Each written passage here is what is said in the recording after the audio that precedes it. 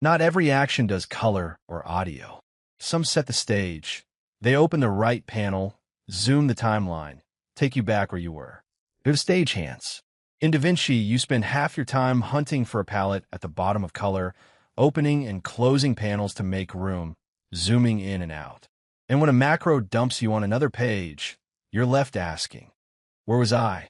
For actions to handle all of that with one key.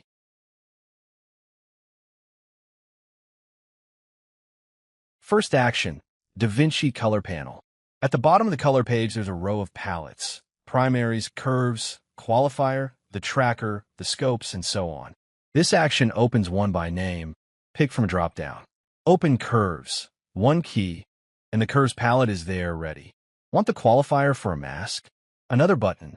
There's also a checkbox to jump to the color page if you're not already there. So the macro works from anywhere. It's the direct heir of the 19 separate color. This color that commands from version 3. Now it's a single action with a drop-down.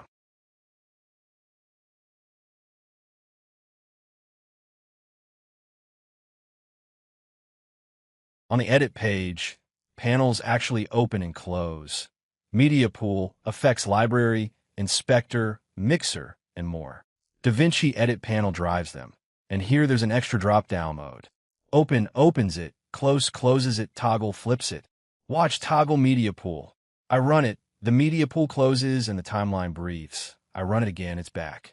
One key to make room and give it back. And when I work on audio, open mixer, pulls up the mixer without digging through menus. Here too, a checkbox to jump to the edit page first if needed.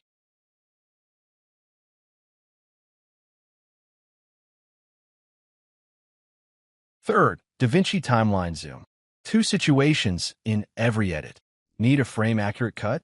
Zoom in grows the timeline. You can even choose how many steps, and the right spot becomes easy to grab. Cut made. Zoom to fit puts the whole timeline back in the window in one go. So you review the entire edit. In out, and everything in view.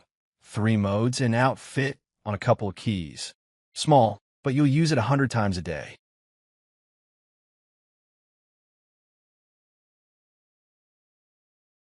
And the cleverest one, which on its own looks like nothing, DaVinci Current Page. All it does is read which page you're on and put in a variable. Why does that matter? Watch. I build a macro that needs to do something on the color page. As the first step, Current Page saves where I am now, the edit page, in a variable called Start Page. Then the macro goes to color and does its work. And as the last step, DaVinci Page returns to the Start Page variable. I run it from edit. It goes to color, works, and brings me back to edit, exactly where I was. Without this, every macro leaves you where it finished. With this, every macro is polite. It reads where you are, does its thing, and puts you back.